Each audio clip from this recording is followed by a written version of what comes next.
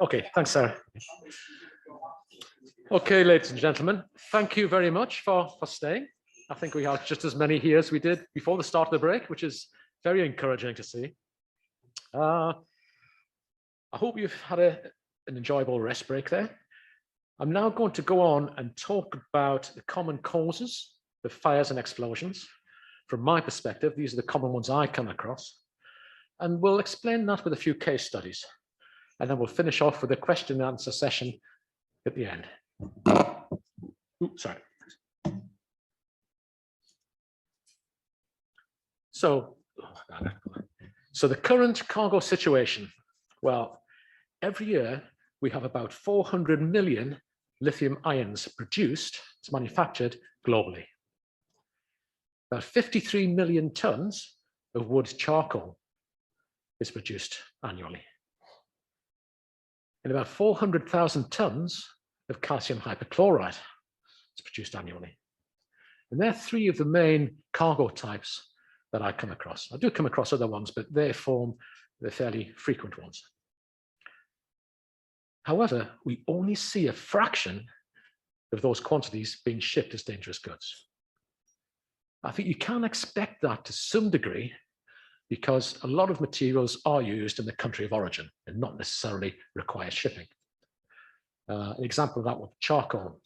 There's a lot of charcoal produced in India, but there's a lot of charcoal also used in India. So you wouldn't expect to see the full GDP shipped. But there is still a lot of percentage there that's missing. What we'd expect to see shipped, we're not seeing that declared as dangerous goods. Let's look at lithium-ion batteries and why these cause us the problems. Why do they catch fire? Here's some examples of the types of lithium-ion batteries that we see in common use, pretty much everyday use. We've got the typical camera batteries over here. This is the type that's fitted to mobile phones.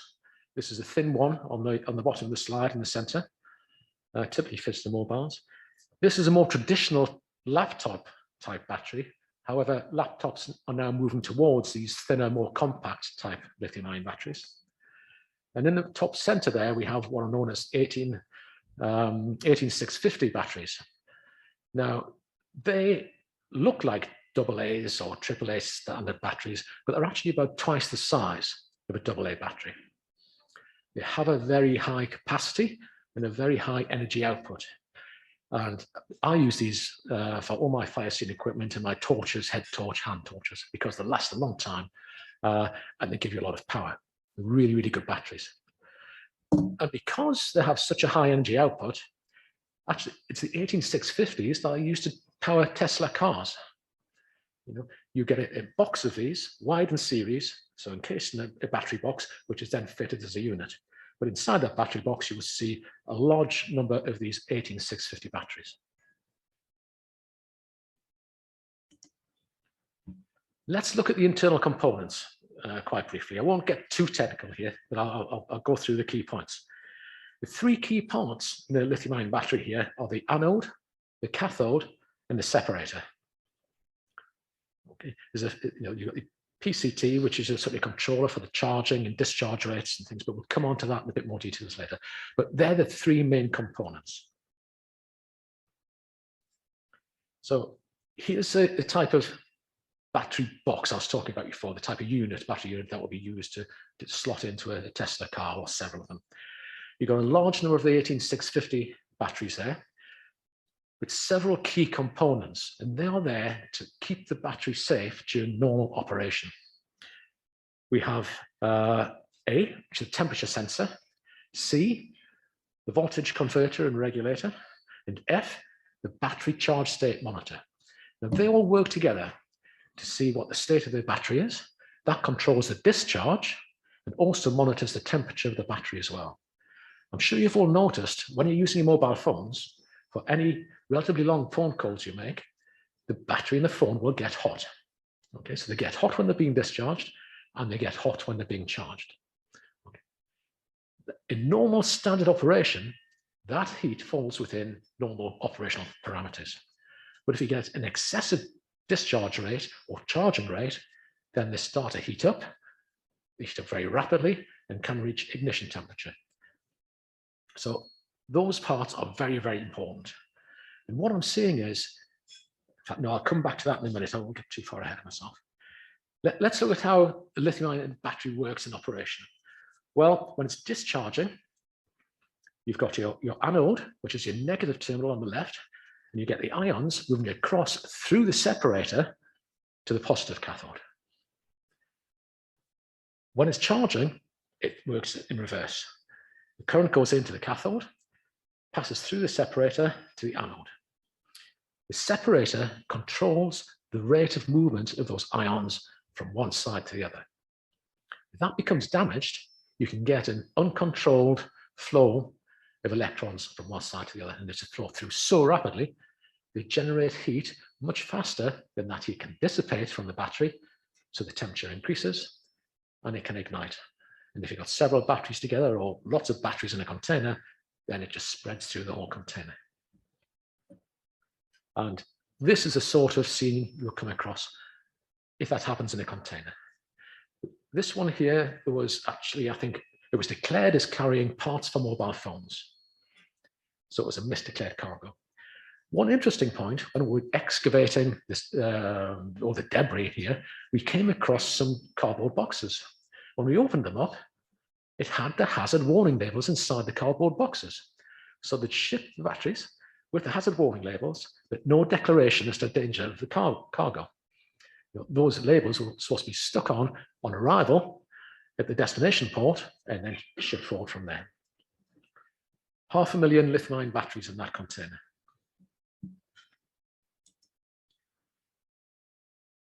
So I just go back, just one other thing I omitted there. One of the problems we have with lithium-ion batteries is what's called dendrite. These are crystals that form within the electrolyte. The electrolyte is that jelly-like substance that the whole inside of the battery sits in. Those crystals will grow or start to develop on one of either the anode or the cathode, and then they will grow, and they grow out like, you know how you see snow crystals forming, okay? These are similar, but not so symmetrically pure, form sort of long branches. And they can actually puncture or break a hole through the separator, which allows that uncontrolled flow of electrons. So charcoal, here's another one of my common incidents.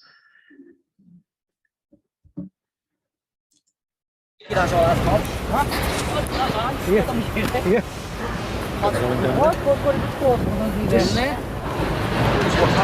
after someone in the terminal no longer advice the prime expert, and rather than debug individual batteries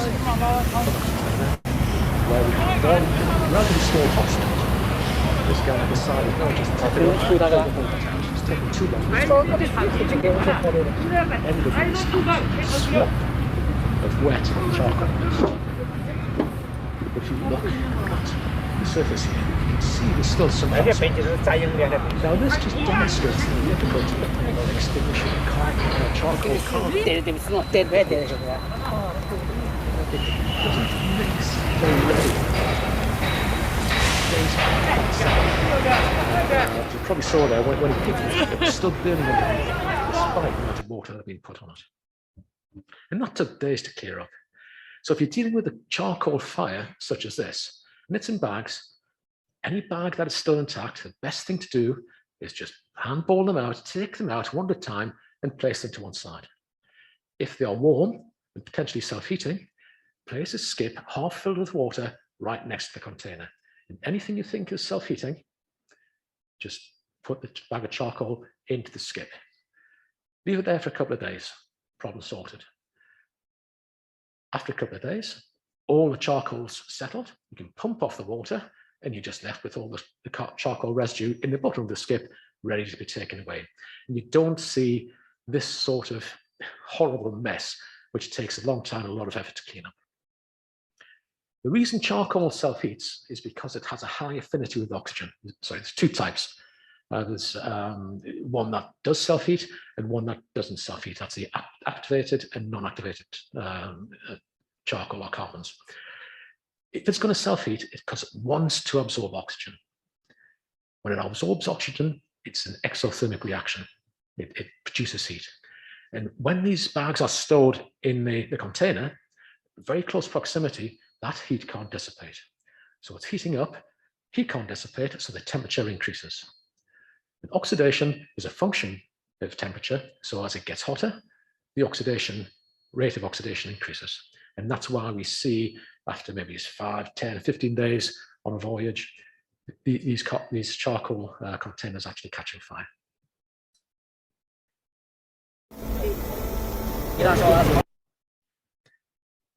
Here's a charcoal container that was located in a hold.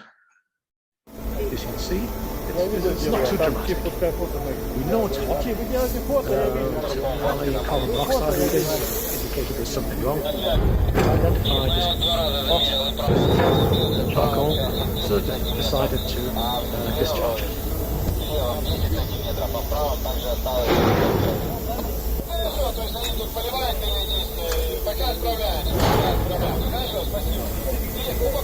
Excellent example of what happens when oxygen is made available to the fire. When it had relatively restricted oxygen supply, it wasn't there, it was quite stable. As soon as it had access to the oxygen, it flared. In a situation such as this, not a great deal else you can do other than just lift it out and get it out as quick as possible. You can't open the doors when it's inside.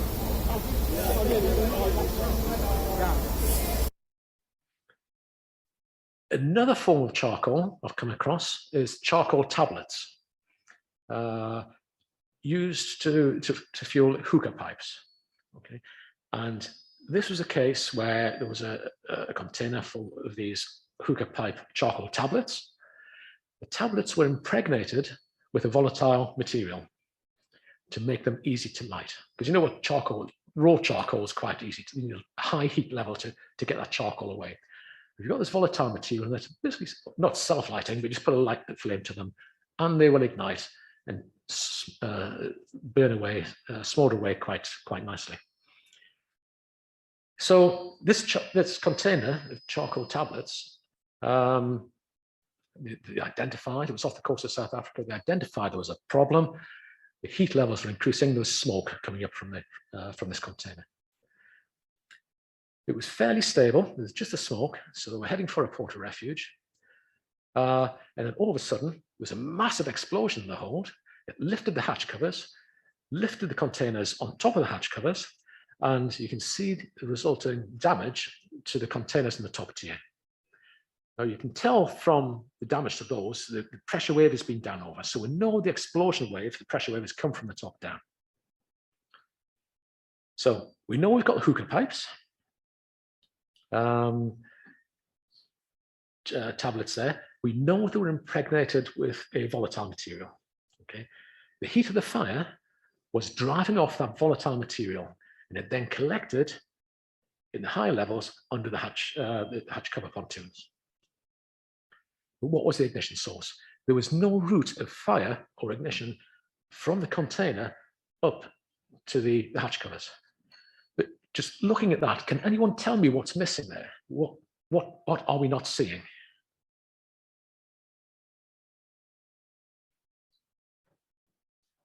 Sorry? Yeah, no soot. Yeah, there's been very little carbon there. So I'm thinking, wait a minute, we've had quite a large explosion, but no real fire front going through there because there's virtually no carbon. So it's been what we call a very stoichiometric ratio for the gas and fuel there. So basically the ideal ratio, if you move on either side of that, you can get lean and rich. If you get rich, you're going to get soot. We didn't have soot in this one. The only soot we had was from the burnt charcoal down within the stove. And for the life of me, it took me 2 days and I could not figure out what the ignition source was for those vapors. So eventually I sat down with the master and we went through the previous 24 hours up to the explosion. went through everything. And it turned out that after the fire was discovered, the vessel went through a localized area of heavy seas. There was quite a violent wave action. It was a sandbank the vessel was going over. So the depth was reducing. And the waves coming in from the ocean was producing quite a violent wave action. And the vessel was being tossed around quite a bit. Now, that's it. That's where the ignition sources come from. You've got containers being moved around within the cell guides, but you've got metal-to-metal contact, and all it took was metal-to-metal contact, one spark, and those volatile vapors ignited at a high level. But it was one of those jobs where it wasn't immediately obvious. You just needed to obtain all of the information, as I said before, in the scientific method. So you've got to gather all that information and then use that to form your hypothesis. And there's an example of the tablets that were in that container. So the good old calcium hypochlorite. I'm sure a lot of us in this room and probably online as well have come across this material and this product and the problems it causes. One of the major problems with calcium hypochlorite is it's inherently unstable. It decomposes from the time it's manufactured, very slowly at first. But as it decomposes, it generates heat. And as the heat level builds up, that increases the rate of decomposition, which increases the temperature, which increases the rate of decomposition. And so you end up with this exponential rise in temperature and a runaway reaction, sometimes resulting in major explosions that we see. It needs to be carried, under certain conditions. Here is an ideal condition. And the reason it's ideal, it wasn't carried like this, because we were dealing with a very large explosion in another hold in the vessel when it was identified that this container was misdeclared in another hold.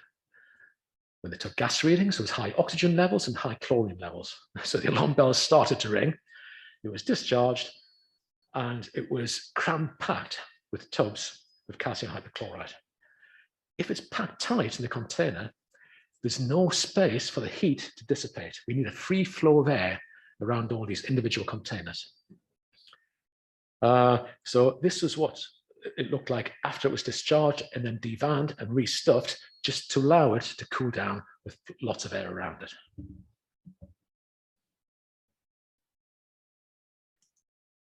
This is the sort of situation we do not want to see with calcium hypochlorite. It's jam-packed in there so tight that any heat that is produced as a result of the decomposition, that heat can't dissipate, so the temperature increases, and we just end up with that exponential increase. The international group of P&I clubs, along with SINS, which is the Cargo Incident Notification Network, they've come up with guidelines which stipulate a 45 kilogram maximum package for individual drums or packages, and a maximum of 14 tons in any one container. Now, if we follow that, there should be plenty of space, plenty of airspace in there, air currents to move around, and heat can dissipate naturally. But when that doesn't happen, this can be the result. I think there's been, up to this point, there's already been 2 explosions, but there's a 3rd explosion going off there.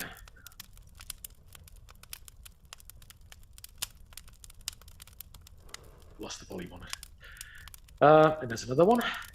And I think in the next explosion, we'll see a 40-foot container leaving the vessel very rapidly out into the river.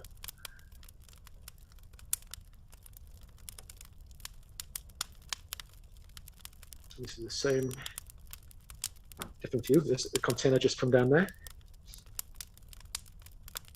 And another.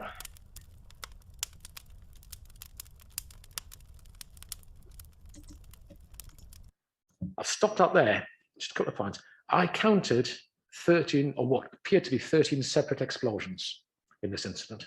Okay, so potentially 13 containers of calcium hypochlorite. One of the key points for me, and interesting points, was the color of the fireball and how high that fireball was extending into the air, way above the height of the gantry crates. So we're probably, maybe up to 100 meters in the air there. So a lot of combustion taking place in the air. That requires a lot of oxygen to maintain a fireball like that of that size. Okay, so whatever it was using and finding a lot of oxygen. Well, we know calcium hypochlorite is an oxidizing compound and produces its own oxygen. So these are things that are pointing me in that way. The final things were when we managed to retrieve some of the containers, inspect the containers that were discharged unconventionally, can I say, onto the berth.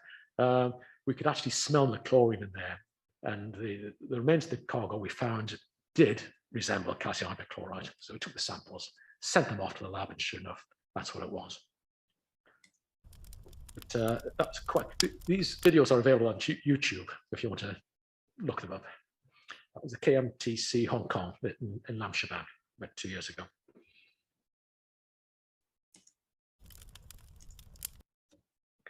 Same incident, different view. Can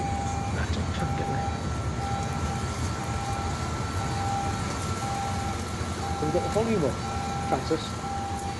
Can we get volume up? Yeah, it was on before.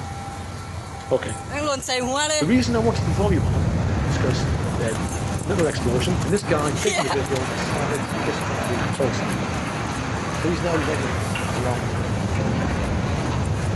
From the time of the explosion, 20 seconds later, it started with all the debris. It runs into a stored container. All the debris coming down, bang, there's an awful lot of noise as it's hitting the ground. 20 seconds, debris expelled into the air. Mutation of how these explosions were. The debris field extended to, I think, if I remember correctly, 550 meters from the vessel and way outside of the terminal boundary.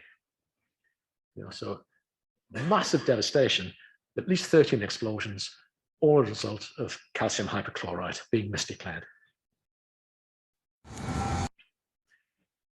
This is the photograph I started with, and this is the view into the hold of where those explosions took place. So what can we get from an investigation perspective from this hold? Well, we can get samples. We could have done, but we got better samples from containers that were blown out through the explosions. But if you look at, I'll use the mouse. If you look at the line there, you can see there's much more significant damage in the aft end than there is in the forward end on the containers on the left-hand side there. Okay, so there's been a massive pressure wave coming across towards that aft port corner there. There's a tank container located in the bottom, which I was quite interested in to start with, but it was a non-dangerous cargo. It was quite benign and only external damage to that tank container, so we managed to eliminate that. Damage over here, and these are all bowed outwards. So looking at all the directional indicators, I managed to map approximately where I believe the 13 containers have been stored. It was never going to be fully accurate because it could be one tier up, one tier down, one row to port, one row to starboard. But we can get a rough idea of where these were stored. So I've probably spoken enough about container fires and container ship fires. I just want to move on briefly to engine room fires now. And one of the key points here for me is that after an engine room fire, it's often said that the fuel leaked from wherever it was, from a fuel filter or something like that, and fell onto either the main exhaust or the turbo. And because the surface temperature of the turbo or the exhaust was hotter than the auto ignition temperature of the fuel, it ignited it. But is that the case? Is it as easy as that? Well, let's work through this in some simple stages. There you go. Is a hot surface a viable ignition source? It can be, but let's look at when it can and when it can't be. So the first question, which I have for you, is do flammable liquids burn? Because that's the very first starting point. do flammable liquids burn? Sorry, is that someone say yes or no? Or no? Exactly, yes. Speaking to the converted here. Yeah, the liquid doesn't burn. It's heated, it's converted into gas or a vapor, and it's the vapor that burns. That's a key point in this, this issue. So, can a surface ignite a flammable liquid? Well, it's often stated that the temperature of the hot surface was X. So the auto-ignition temperature of the fuel was X, and the temperature of the hot surface was greater than X, so therefore it would ignite it. But is it possible? Let's look at this with a few diagrams. Here we have a typical arrangement in a generator flat. Generator number 1 on the left, number 2 in the center, number 3 on the right. Now I've labeled some of the potential ignition sources on generator number 1 there. So we have the exhaust and the turbo, potential hot surface ignitions. We've got the oil pressure differential gauge with a small but low current flowing through that. We've got the electrical distribution and relay box on the left-hand side. We've got the oil circulation pump. So we've got several electrical ignition sources potentially and 2 hot surface. Let's simulate a leak from the fuel filter on generator number 2 onto generator number 3 and see the sort of area where that leak is impacting. Let's look at this from another elevation. That was the leak, and that was the area on generator number 3 where the MGO was impacting on it. Here it is for real, and as you can see the demarcation lines here with green below that and green above. And that came around in a circle around there. Still not seeing that, sorry about that. Yeah, so you got the demarcation line down there, but we can see the distribution relay box here only had surface heat damage, nothing inside, not really damaged at all. So we're able to eliminate the relay and distribution box. Oil pressure differential gauge, well, yeah, that was badly damaged, so we couldn't eliminate that at this stage. Oil circulation pump, yeah, it was only surface damaged, and there was no sign of an ignition source coming from there. So it's looking more towards hot surface ignition. Here's a photograph of the turbo assembly. And I'm sure you're aware, but SOLAS states that any hot surface in an engine room that may be impinged by the leak of a flammable liquid shall be protected. It also says if that surface is greater than 220 degrees centigrade, it has to be protected, which is coincidental because the auto ignition temperature of MGO is 220 degrees centigrade.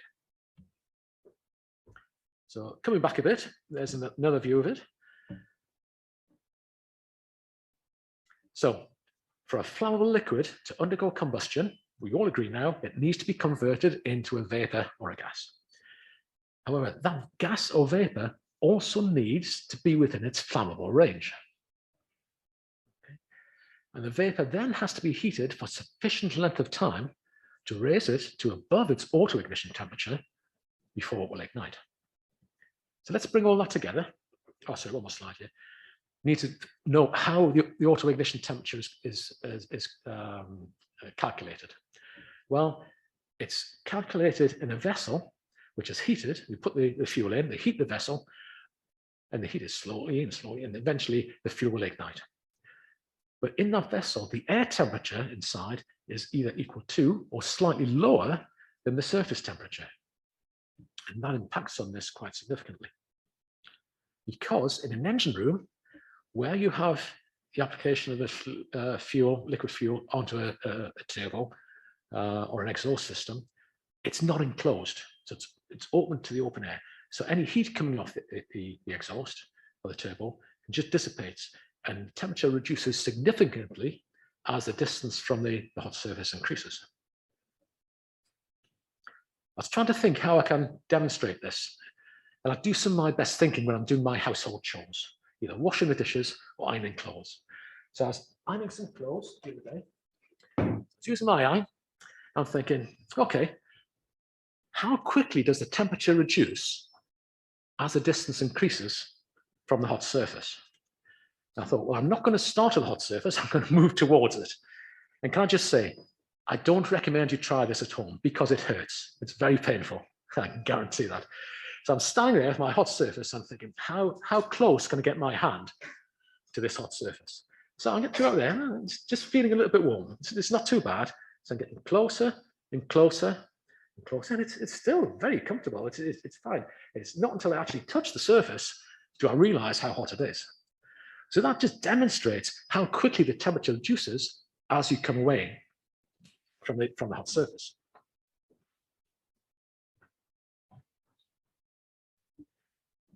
So let's look at a couple of diagrams just to explain, bring the whole thing together and explain it in its completeness. So there's your main engine exhaust operating at about 300 degrees centigrade. We put a liquid fuel onto that hot surface. That's heated up, and that produces your flammable gas or your flammable vapor, which collects up above the surface there. But along the bottom, directly above the fuel surface, that vapor will be at or about 100% concentration. For marine gas oil, which was the fuel in this particular generator, we know the flammable range is between 1 and 7%.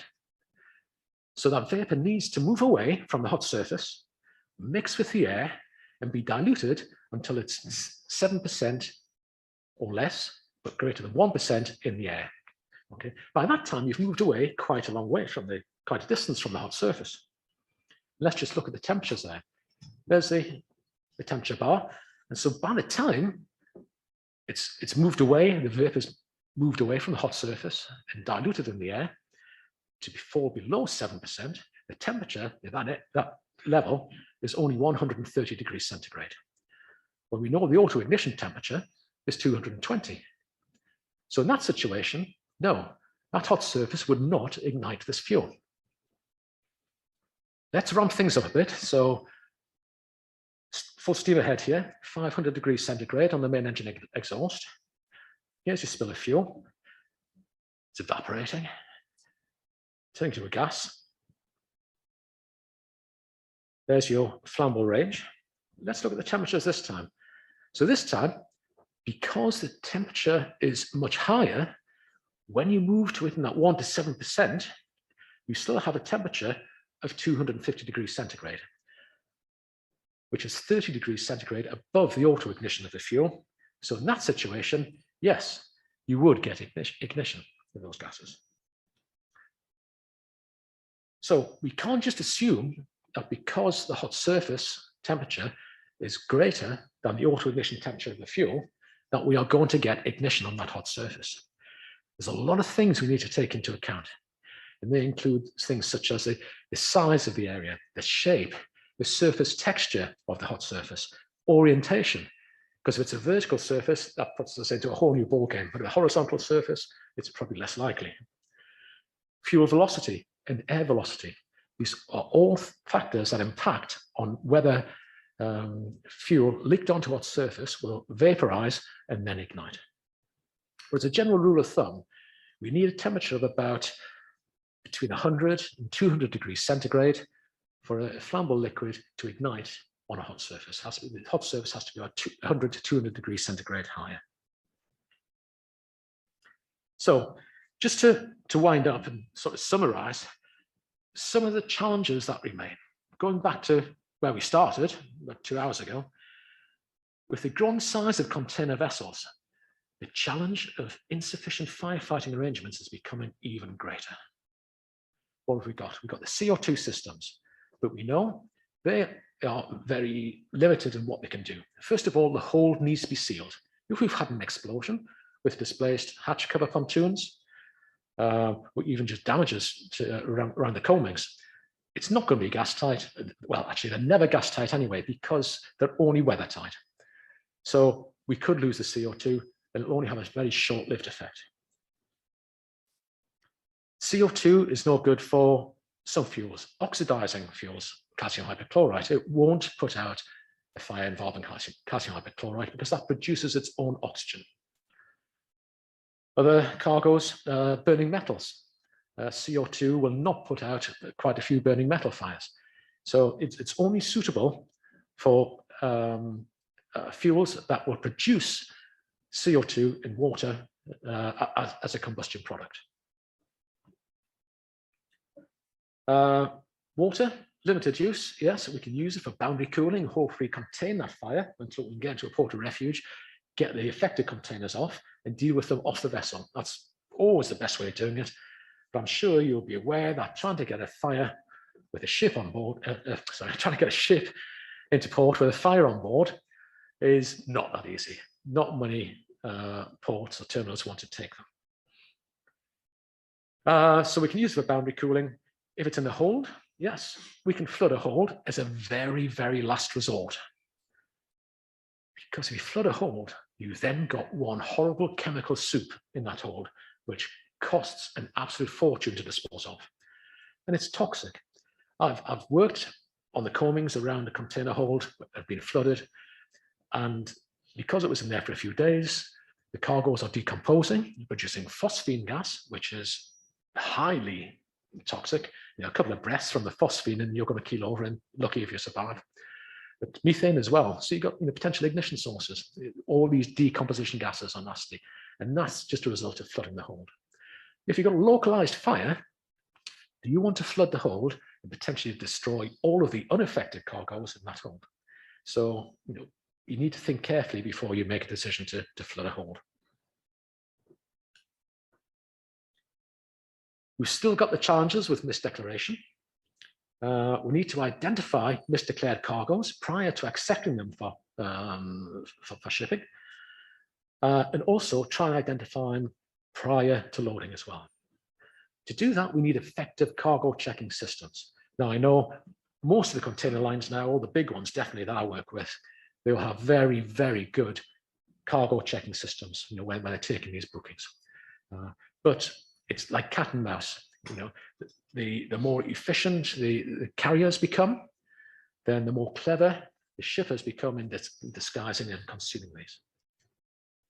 We need to have effective systems for monitoring of cargoes and containers during the voyage.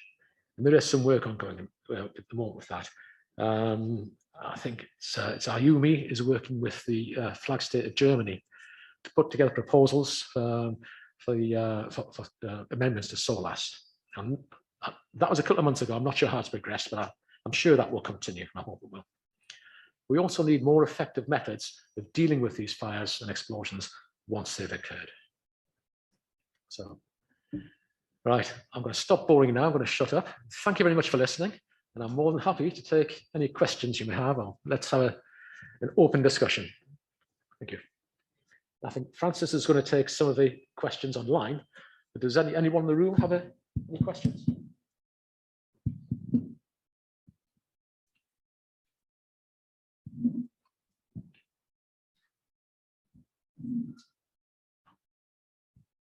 Hello, hi. Thank you very much for your presentation. It was a pleasure to listen to you. Thank you. I had a question regarding the charcoal. You said that water may not be the best agent to stop the fire. What you would recommend, and except, of course, dipping the container in the water itself? Thank you. Yeah, I've been asked that question on several occasions. Really, it is a case of trying to remove as much of the unaffected cargo as possible, and then using water efficiently and effectively to deal with the hotspot that's left.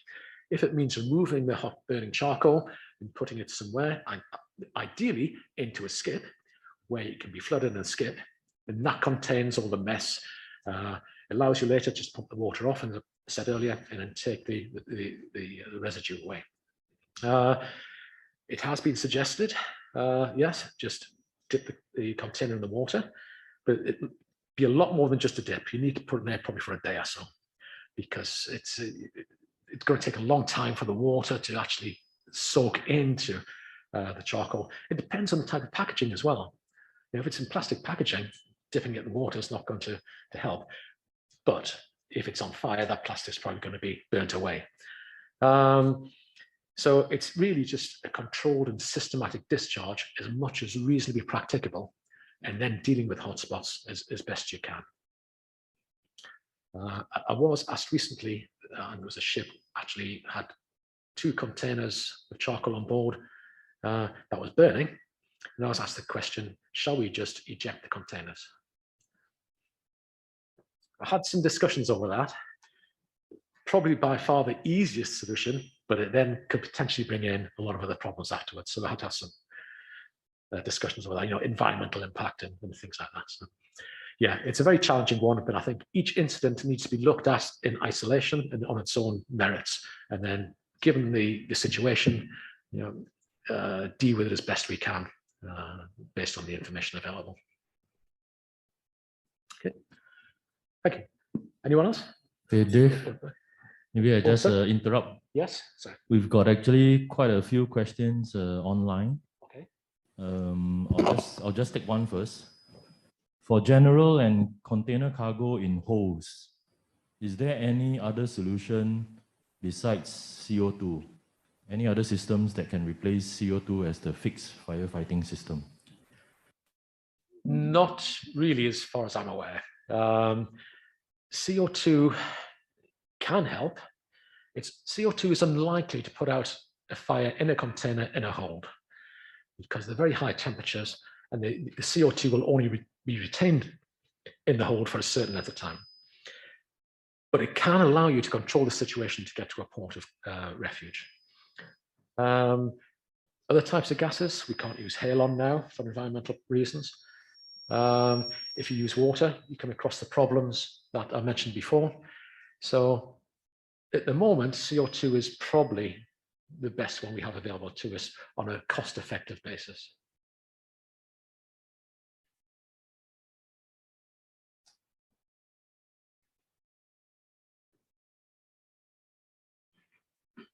Thank you for the presentation. Well, my personal experience, I have gone through a few times of firefighting or container vessels.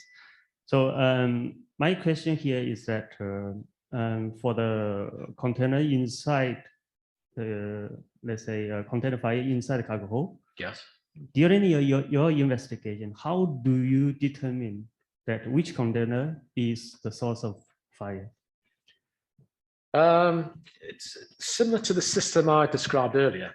It's gathering as much information as we can. So look at the cargo manifest and the cargo declarations. That might give you some indication as to likely cargoes that may have caused the fire. During the discharge, you're looking at all the damage to each individual container as it's discharged. That's physical damage and heat and smoke damage. If it's calcium hypochlorite, it's usually the container that's now, instead of being a nice box shape, it's normally flat like a pancake. So they're quite easy to distinguish. But it could be, for example, that it was a fire somewhere else, and the cargo in that container had just been really, really hot. It compromised the structural integrity of the corner members, and therefore it collapsed due to the weight of the store above. So you can't take these things as definite. But what you have to do is look at all of the damage in that hold as a whole, and identify the areas of damage that are of interest, and then look for all the potential reasons why that or those containers could have sustained that damage. And then it's a process of elimination from there. Well, it couldn't have been that, couldn't have been that one. But generally, from what I've seen, is it often turns out to be the most badly damaged container, which is the one where it started. But that's, I say, you can't always take that as a golden rule, because it could just have a cargo that's burned very, very hot. So there's physical damage and the burn patterns as well.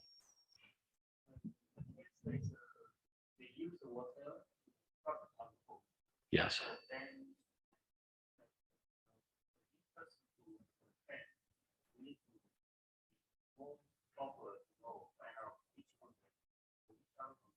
Yes. Yes, well, it's that process of elimination. So it's looking at all the containers, all the cargoes, saying, well, it couldn't be that, couldn't be that, couldn't be that. But here are the damaged containers. And which one of these is the most likely one? By looking at the patterns, both the physical damage and the heat and smoke patterns from there as well. Okay. So that's just generically. Obviously, you spend maybe a week or 2 weeks looking at this hold. So there's a lot of things to go into, which I haven't got time to go through your own minute detail. Yes. Okay, thank you for presentation. My question is, for CO2 release, after the CO2 release to engine room, how long time the gap to send person into engine room for research or checking? Sorry, fire in an engine room. Yeah. How long? After release CO2, Yes. with how much the gap send crew go to inside? Right. Research. Yeah. I would always say 24 hours because CO2 does not have any cooling effect. Yeah. It only expels the oxygen and therefore stops the combustion, or hopefully stops the combustion. Okay, so it's not going to cool things down. So you need to allow the space to cool down naturally. Mm. If it hasn't cooled sufficiently, and you open the space up and let oxygen back in, then there's always the risk of reignition. So my ballpark figure to go to straight away would be 24 hours. I have seen engine room entries after 6 hours and after 12 hours without any adverse effects. But just to be on the safe side, if it's possible, you know, the vessel's not drifting towards an oil rig or something like that, so you need to get it back under command. You may have to do a risk analysis on that. But if it's possible, 24 hours, I would leave it before re-entry. Dave? Yes. Maybe I just throw one question online first before we go to Captain Dutt. Yeah. I think I've got here quite a lengthy one. It's probably both a question and a remark. Okay.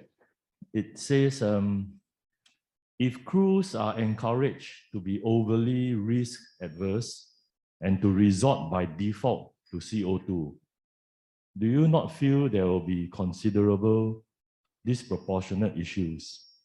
Many underhatch fires are clearly minor and visibility is fine. Many have been adequately dealt with without CO2. The concern with crew risk is understandably missed this declaration, but the first assessment to identify the location and ID of the subject container is vital. So it seems like both a question Yes. and a comment. Yeah, I'd agree with the comments. Yeah. My view on not sending the crew into a hold with a fire was because of the potential risk for a subsequent event such as an explosion. It may not come from the container that is involved in the fire at the time. You could have something else down there, which is going back to calcium hypochlorite, which is being heated by a fire in another container. And so you don't know what's going to happen when the crew is down there. If the crew does go down there and identifies the container that has the fire, what are they going to do? How are they going to deal with it? You know, you can't start to discharge containers whilst you're at sea. Can you get the water mist lamps down there? It's going to be a very, vertical ladders. It's going to be a very, very challenging job to do that. So it's going to be a risk assessment for the master and probably the DPA, whether to send the crews down. And in that risk assessment, what will the benefit be of doing that? Is the benefit going to outweigh the risk? And that will turn on the individual circumstances of each incident. Okay.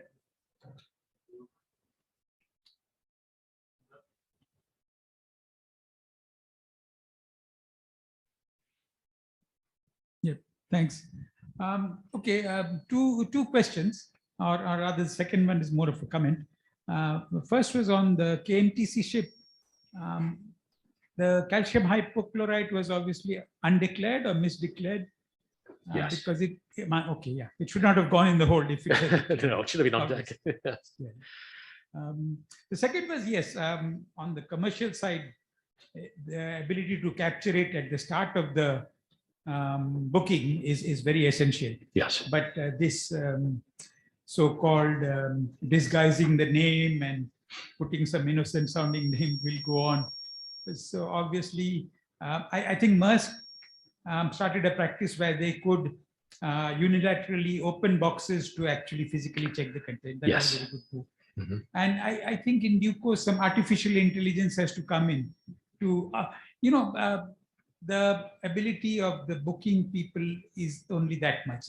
Yes. And they are taking 20,000 bookings a day or something. So, I don't envy that job. yeah. So yeah, some sort of artificial intelligence to Yes. scan and recognize names should come in the future. Yes. I think some carriers have such systems at the moment where, yeah, they just put in the declared cargo name and the computer will crunch the numbers and come up with, oh, we've seen this before, but it could be this or that, using computers to do that. Yeah. Okay, thank you. Okay, thanks.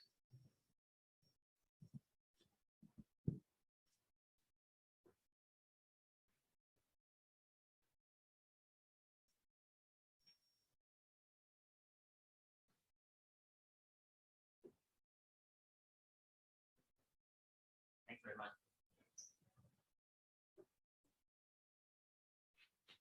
Never go karaoke. Okay. Alright. Thanks very much, Dave, for the very interesting presentation. My name is Sao Wing from RightShip. Two very simple questions. The first question there is that from your experience, right, when you're doing investigation, what is your views in terms of the main container fire? Is it really that it is misdeclaration and the cargo is actually not declared that causes the fire? Or is it that it was declared but put into the respective DG holes or DG location with sufficient protection, but still the fire exists? Yeah. The majority are misdeclared. If they are declared correctly, they will be carried safely and correctly.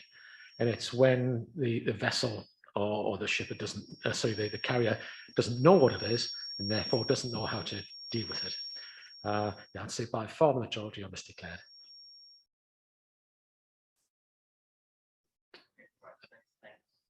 Thanks for that. So if that's the case, right, I'm just thinking, if it is misdeclared, is it not possible, for example, when we design ships, right, we design all the areas to be so-called DG areas. So wherever you put it is sufficiently protected. I know ships are getting bigger, 24,000 TEU and all that, 25,000.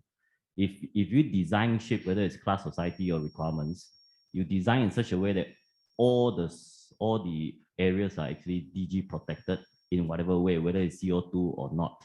Because some of them is hedge coverless as well. You can't really use CO2 to fight. Yes. Because it's basically there's open no containment. Air. Then how do you do that? I mean, I'm just thinking it from that angle. It's an interesting point. In all the container vessels I've been on, all the holes are pretty much the same. You don't want to be putting temperature sensitive DGs into holes where there's bunker tanks. Apart from that, you should be able to store them, in any of the holes. But I mentioned earlier on about the cargo segregation recommendations and guidelines from SINS and the IG club, IG group. So it's looking at storing DGs and then non-DGs, DGs, non-DGs, depending on the risk category. I think the ones from SINS, it starts off with explosives and class 4s, very forward and very aft, as far as away from the accommodation and bridges you can go. And it comes in, I think, after then a hold of non-DGs. We then have, I think it was oxidizing substances, and then non-DGs and then corrosives. So you're minimizing the impact of a chain reaction of one incident in one DG spreading to another one. So you can develop your storage system along those lines. But I mean, others may disagree, but I think the design of cargo holds and vessels at the moment are probably sufficient if we're very clever about how we store these goods. All right, thank you, Dave. Just one final one, yeah, just for the benefit of all of us here. I know you mentioned a lot of things on the slide there. Maybe 1, 2, 3 key takeaway for some of the container operators. What are the 3 things that we'll probably do differently coming away from this wonderful BB seminar? what should we do differently now? You know, whether it's cargo manifest, storage, you know, what would you suggest to us? Thank you. Three takeaways, three key points for me would be, first of all, let's identify these as much as we can. I think we've discussed that one as much as we can today. Secondly, and one thing I'd like to see is training for crews, better and more effective training for crews. One thing I like to do if I ever get involved in training is to get the trainees involved in developing their scenarios. If I was to go on a ship and say, to advise on firefighting or fire prevention, and say, okay, you look around your ship, tell me where you think the danger points are. What do you think would happen there? And how do you think you would deal with them? So you're engaging them and you're getting them involved in the training process, but it also develops this mindset of continual risk assessment. Because if you get on the training scenario for them to think of what might go wrong there, then hopefully we'll carry that on through the rest of the daily working lives. And the third point would be pushing IMO for faster development of detection systems in the holds. Now, the sooner we can detect these incidents, the more chance we have of actually dealing with them in their incipient stages before they get beyond the means of the control, the crew to control them. Okay. Good. Hi, good afternoon. I've got a question here.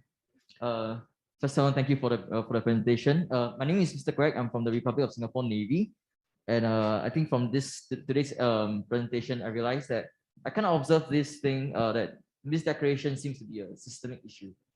It seems to be a very widespread issue, and I've got a couple of questions on that. Particularly, are there any particular countries or ports or companies that are notorious for this misdeclaration? This is an issue, and honestly, it seems to me that it could have been something that could have been solved through legal protections, or for example, like the detection systems that you mentioned, or even through AI. That Ketantan has mentioned as well. And I just thought, yeah, are there any particular countries where this is very, very notorious? And are there any protections or litigation that that can really punish and can really protect all of us really from this? I love your last point, and I've been saying this for years. If people can get away with misdeclaring dangerous goods, then they will do it because they're going to save money.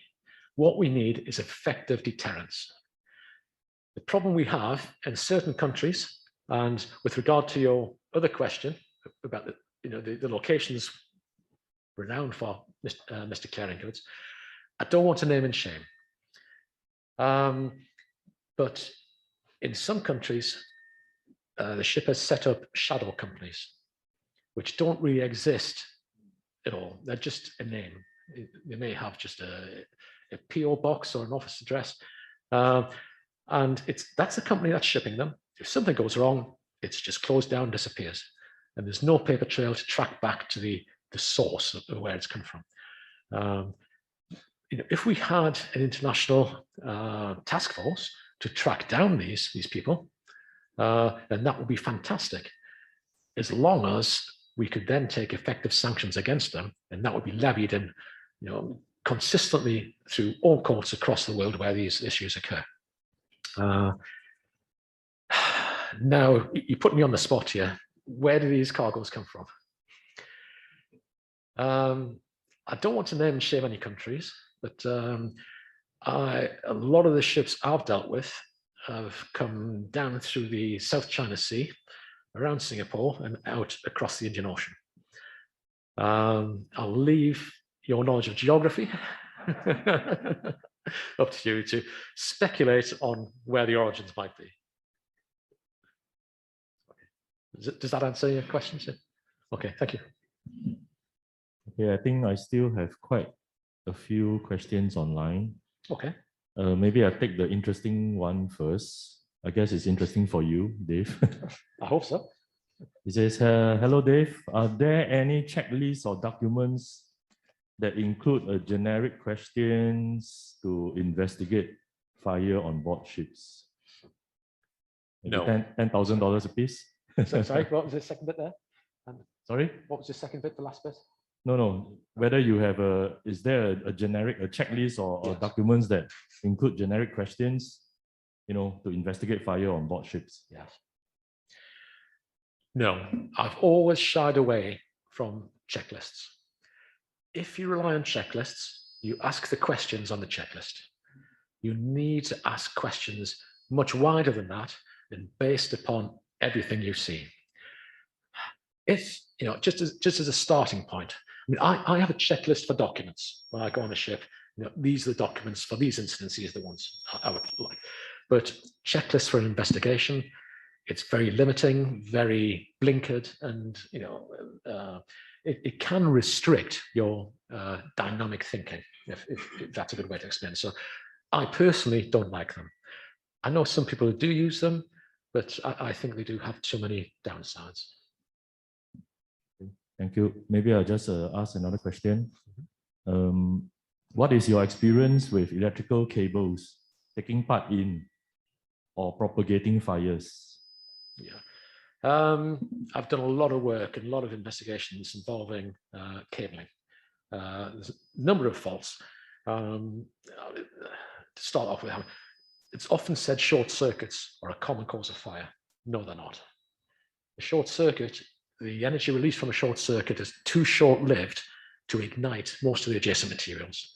Something has to be heated to a certain temperature or for a certain period of time to a certain temperature to raise it above its ignition point.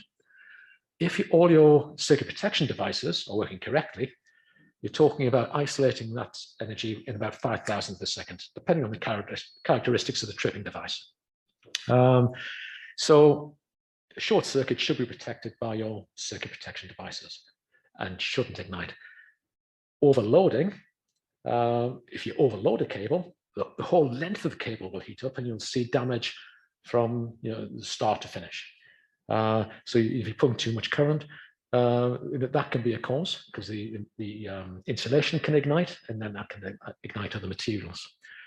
You can get arc tracking, arcing across char.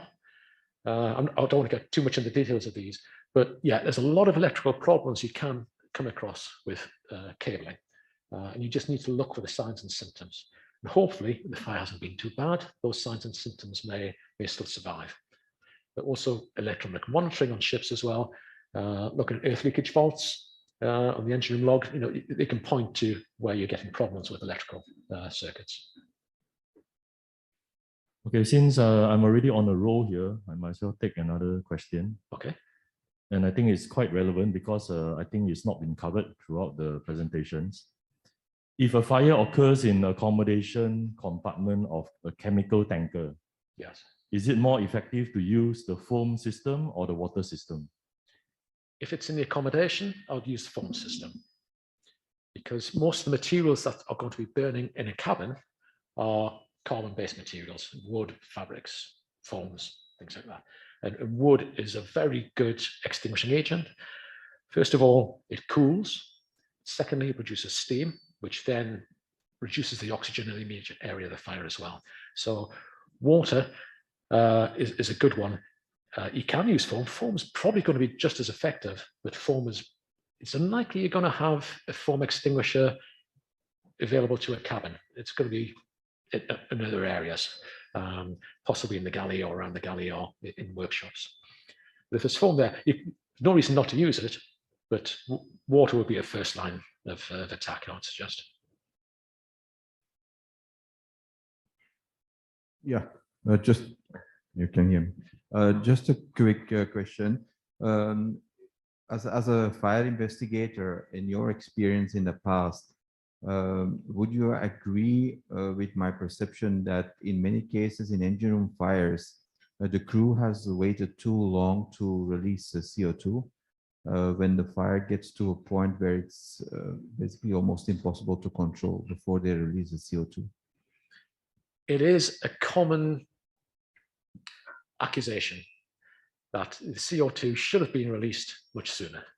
If it had been released much sooner, then less damage would have been sustained. So therefore, you're responsible for this percentage of the claim. It's not uncommon. The problem in an engine room is you've got crew in there. You have to make sure the crew has evacuated. Then you have to muster. You have to carry out a roll call to make sure everyone is accounted for. And only then would you normally, or the master say to the chief officer or chief engineer, right, activate the CO2 system. You then have to go to the CO2 room and go through the process I said before. So it is quite a long and time-consuming process, but it has to be that such to ensure that you're not going to kill anyone with the CO2 gas who's been left in the engine room.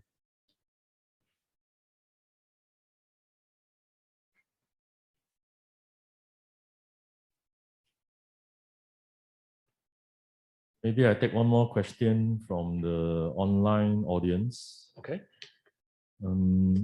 It says here, we have inert gas systems on tanker vessels for cargo holds. Yeah.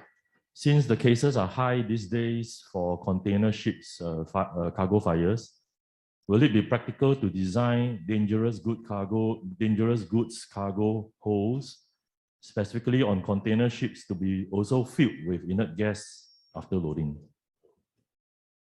Ah, that's an interesting concept.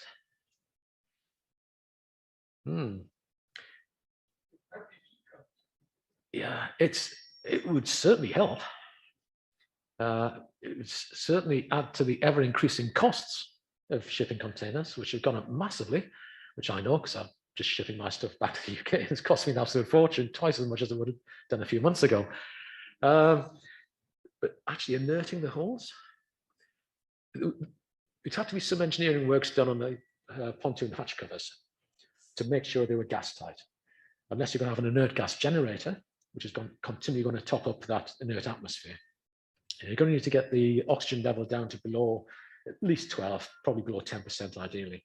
So it's going to take a lot of inert gas to do that. I like that concept. I haven't heard of it being put forward before, but there is quite a significant cost to do that. And whether that will be acceptable to the lines and to the customers, I'm not sure. Okay, good. Yeah.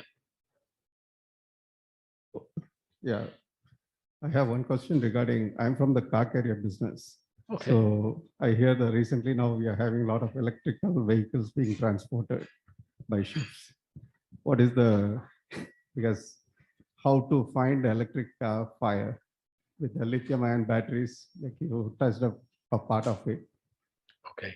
How we can see it in advance and how to stop this kind of electric fires in future. Okay.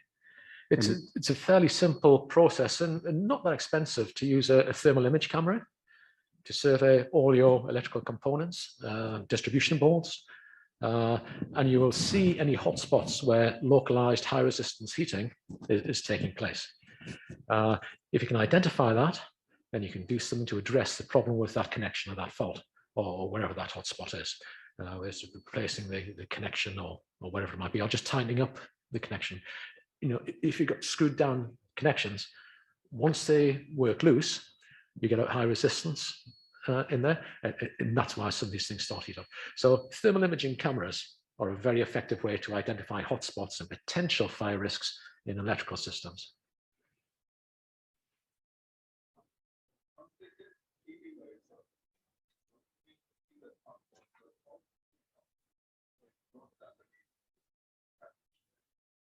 Yeah, so in what location? Sorry, what are you thinking of somewhere in a specific location? Right. Yeah, so car carrier, sorry, yeah. So you're talking about electrical faults in cars rather than the ship's wiring system. Sorry, I misunderstood you. Yeah. I mean, cars ideally should be inspected before they're loaded, but there's time pressures and there's limits on what you can do. To try and pick up an electrical fault in the engine bay with a backdrop of a hot operating engine anyway is going to be very challenging. So a thermal image camera is probably not going to be that much good in most situations.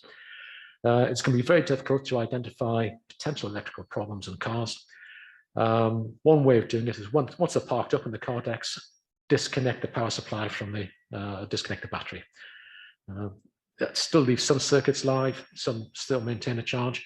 But it's probably going a reasonable way towards preventing a developing fire in a reasonably cost-effective way. So I think that's probably the best way to do it, to ensure the electricity supplies are disconnected. But I know that does bring problems in with engine management systems. You know, they need a constant supply of electricity, and it can be expensive, you know, to remedial work if it's been a total disconnect. But as in all of these things, it's got to be a balancing act.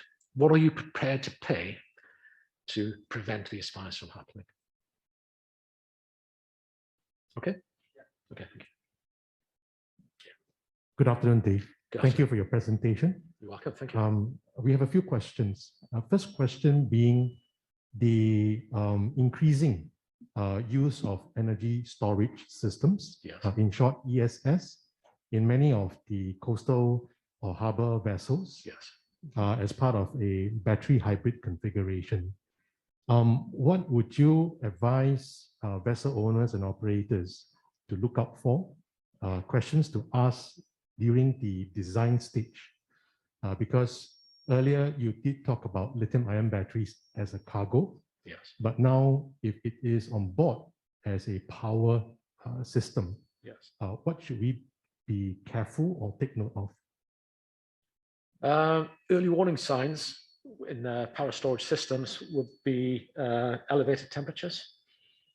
You know, if the temperatures are going up above normal operating conditions, or when they're not operating, you know you've got a problem with that power pack, that energy storage system. So that would be one way of monitoring them. Sorry, what was the second part? What are the right questions Yes. to ask the system integrators or the power system designers, you know, so that we can protect our interests Yes. during the design stage? Okay. I think rather than asking them questions, would it be better to ask them to provide more effective monitoring systems for their energy storage systems? You know, are they operating at full capacity? Can they take on a full charge? Can they hold a full charge? How long can they hold that charge? And then the operating temperature, or the temperature whilst it's operating and temperature while it's not operating. So if you put in closer monitoring, then you see any deviations from what we expected, then that can set up the warning flags. So I think rather than asking questions what they can do, maybe it's turning it around and suggesting to them what they can do to provide safer operating systems for their energy storage systems.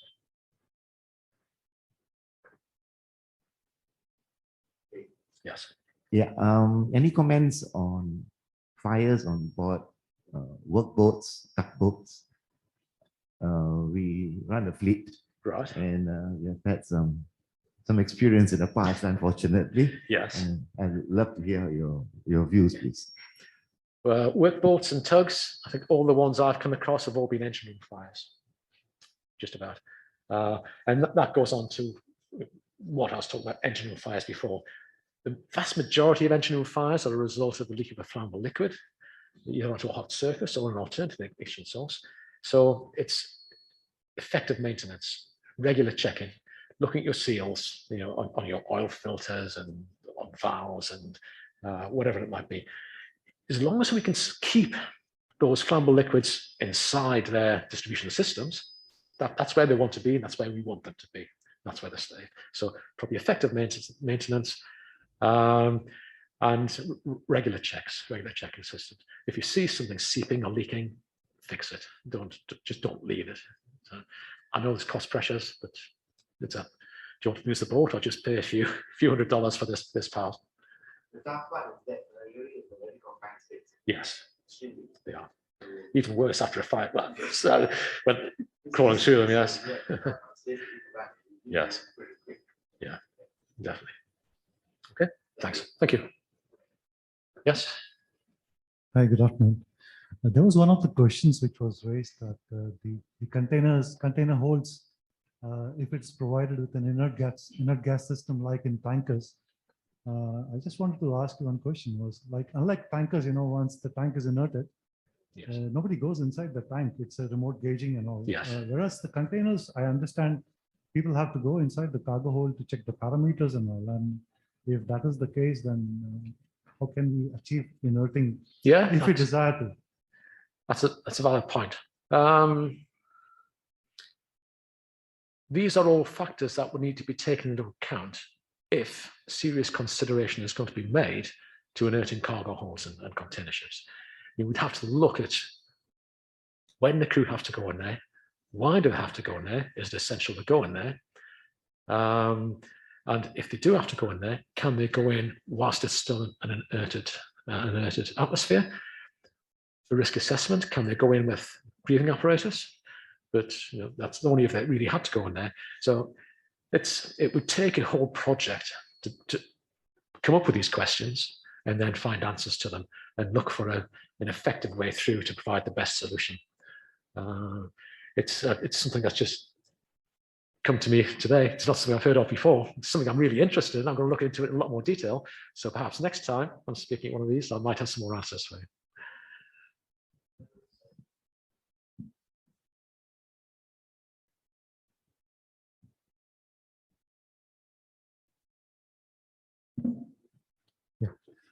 There's another question which I have. I saw the list where it's planned 60,000 TEU in coming years, yes? Yes. But there was no section that covers into the prevention and the detection with this system. How is that being addressed in the pipeline by the IMO? Is there something that inhibits to address the prevention and the detection system that will be, I mean, in the near future or so? I mean, is it to do with the cost? Or is it to do something that doesn't allow the IMO to see like the risk at the fire, like it's almost doubled up. It was like once per month and now it's like 2 per month. That's what we saw. So, I mean, what is that is inhibiting the organization to have a system of prevention and detection rather than, having the owners on the ship staff to address and attack the fire, where we all know it's not, they are not that trained and equipped to fight the conditions. Yes. Considering the various amount of cargoes that are being carried on board. There are at least 2 fairly major projects underway at the moment, looking at providing systems for early detection of fires in container holds. I don't know the full work that's being carried out at the moment, but they're looking for various systems and evaluating various systems to see what's the most effective way of doing it. I think they'll probably end up with a Bluetooth connectivity system with a detector head inside each container, automatically logs into a Bluetooth or even a Wi-Fi system. And so you've got monitoring inside each individual container. If we can get that, that's going to improve the detection time quite significantly. At the moment, we have to wait for the smoke to escape from the container, mingle around the hold, and then be taken through the extraction system, which is usually the same as a CO2 system for putting gas in, works in reverse and continue working in reverse, sucking air out, sending it up to the fire control station on the bridge where the fire detectors are. So you've got quite a time lag there. If we have in-container detectors, that will significantly improve and increase the detection time. And I know there are at least 2 projects looking at this at the moment.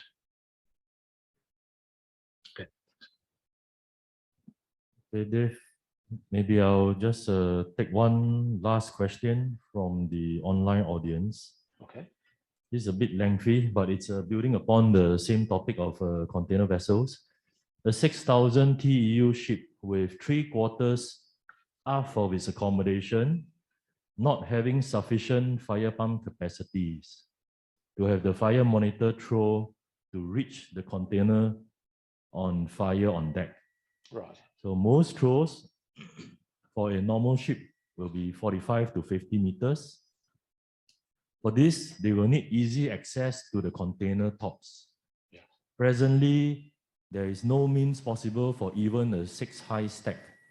What are your views on crews having access to the container top far away to safely fight the fire? Okay. From 2016, any container vessel whose breadth is under 30 meters wide has to carry 2 portable monitors, so they can be moved around. 4 portable monitors if it's over 30 meters wide. But that's constructed after 2016. So if you've got portable monitors, they can be moved to an area where hopefully you can get a jet of water into the target area. And one thing we were discussing just through lunch before, or the tea break before, was telescopic monitors. It's strategic places around the vessel, which can be raised and then remotely turned and targeted. So we've got a high container stack, you can still get above that and get water at the top of them. And that's something else that could be looked at.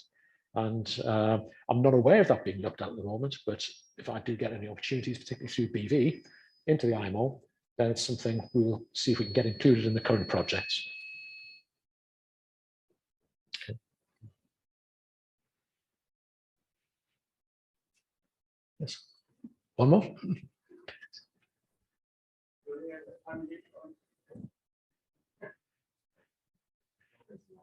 Okay. Well, you know that as I say that the container fire indeed is very challenging.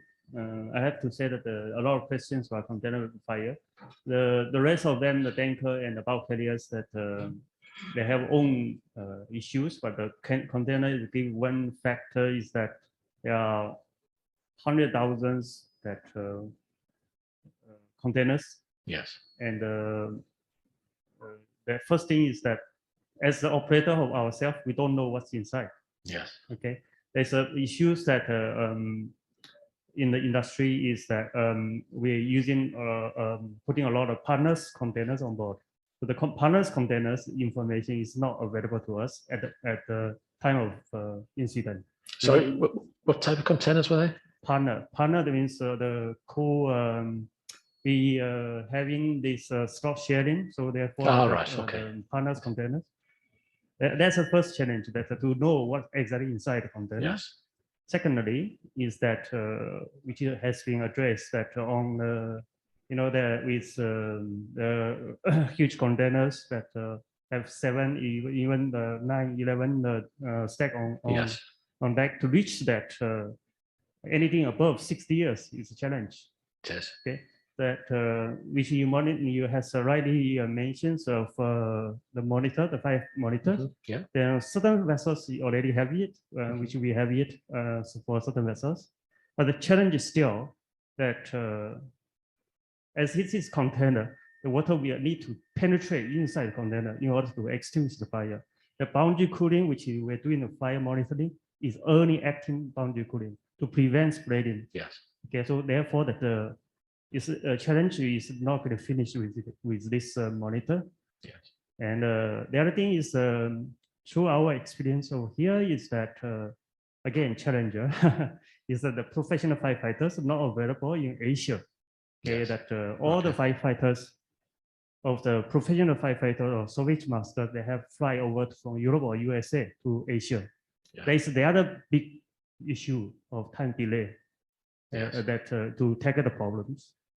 I also like to share that misdeclaration, yes, definitely is one of things which some of has been mentioned.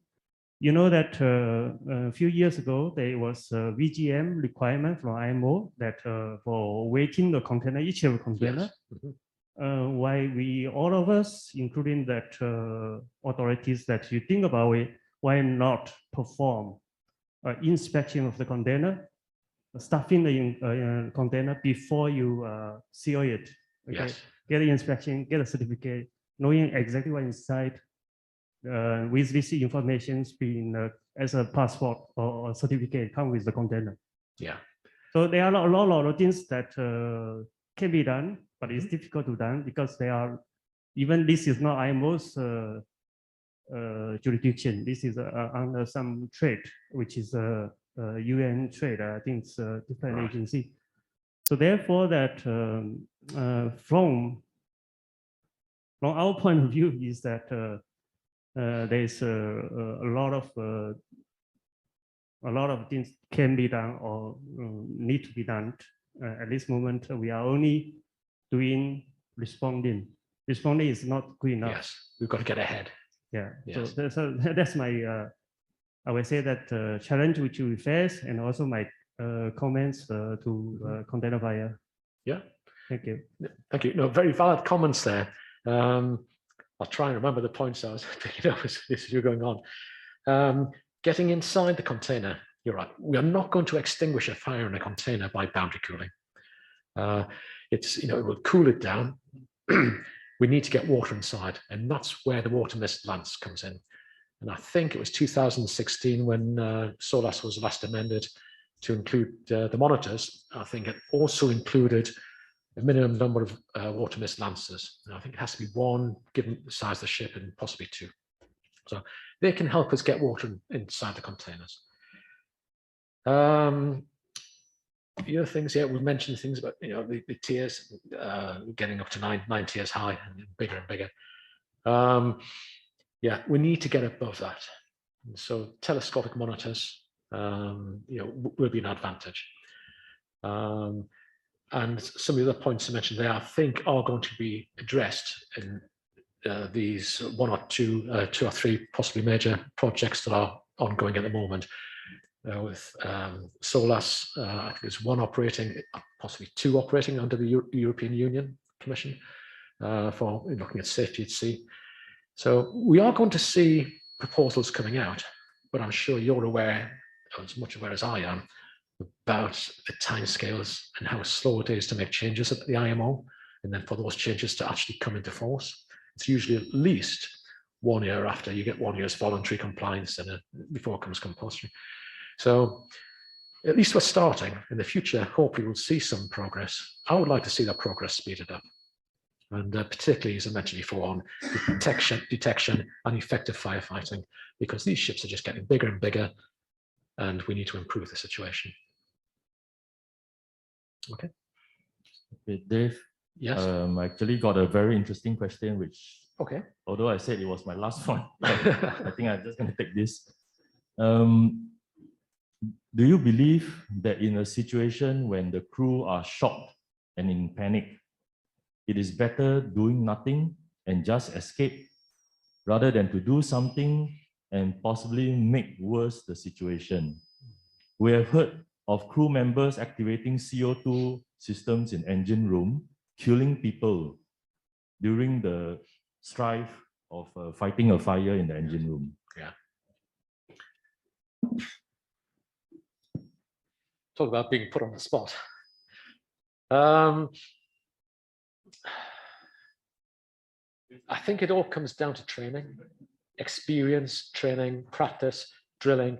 And so the response required becomes not too automatic, because we still want the crews to be able to think about what they're doing, not just going into autopilot. But the more familiar they are with what they have to do, the better they're going to do it. And hopefully that's going to reduce the risk of things going wrong. So more regular training. I know they're very busy guys on the vessels, but training more regularly where possible, more interesting training, so it doesn't become a chore and, oh, no, another fire drill. There's ways to do that, as I mentioned before. Get them involved in developing these scenarios and these trainings. So we don't. I haven't been asked to, but if we are asked to, it's something we could certainly consider and assist where assistance is required.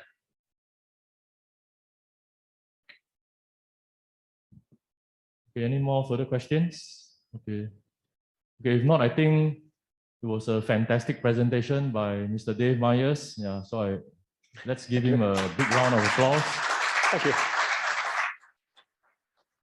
Thanks very much for listening. You've been a great audience. Thank you. Thanks, Dave. Yong Ping, some closing remarks from our Chief Executive.